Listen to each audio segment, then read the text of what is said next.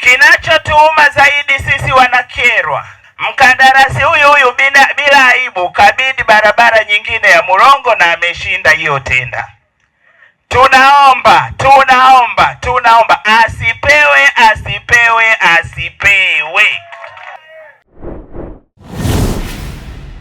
Nimeipita leo barabara, nimeiona kwamba hamfanyi maintenance. Kwa hivyo watu eneo la kupita kwa masaa mawili kwa lisali moja wanatumia masaa matatu. Sasa mambo yangu ni matatu. Kwa viongozi kutoka wizarani niliofuatana nao wote, simameni pale na TANROADS, inawaelekezeni TANROADS na mkurugenzi wa barabara kutoka wizarani kama ifuatavyo.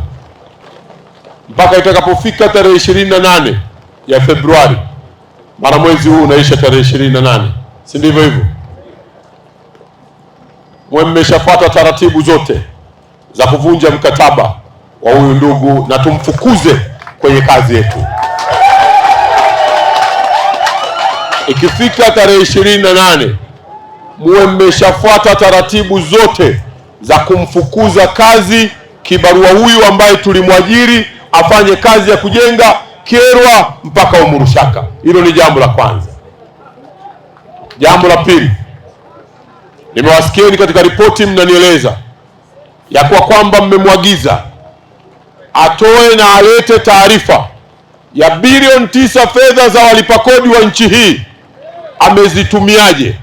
Nami nataka ripoti hiyo ili vyombo vya dola viweze kufanya kazi yake, na ikiwa kama wamechukua fedha zetu wakazitumia kwa maana nyingine ya kuzitumia, tutawachukulia hatua kali sana, ikiwa ni pamoja na kuwafikisha mahakamani waende wakajibu mashtaka ya uhujumu wa uchumi wa taifa letu.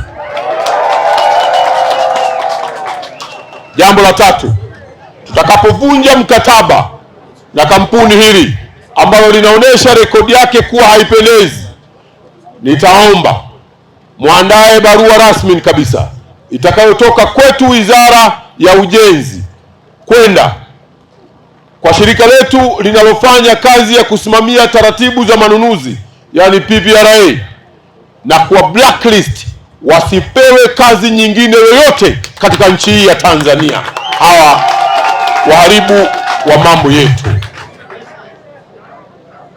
Nimetoa maelekezo na maagizo yote hayo yafanyike katika muda wa siku zisizozidi 28 kwa maana ya mwezi mmoja. Mwisho, wako wasimamizi wa huu mradi na wenyewe mwakague kama wamefuatiliza vizuri taratibu zote zinazohusu mawasiliano, zinazohusu kumsimamia mkandarasi, na wao ikiwa hawakuchukua wajibu wao vizuri. Na hii nakupeni onyo, wataalamu wangu wote wa TANROADS nchi nzima, mnapokuwa mnasimamia miradi, ikiwa kama mkandarasi ni mzembe, hakuna kucheka naye.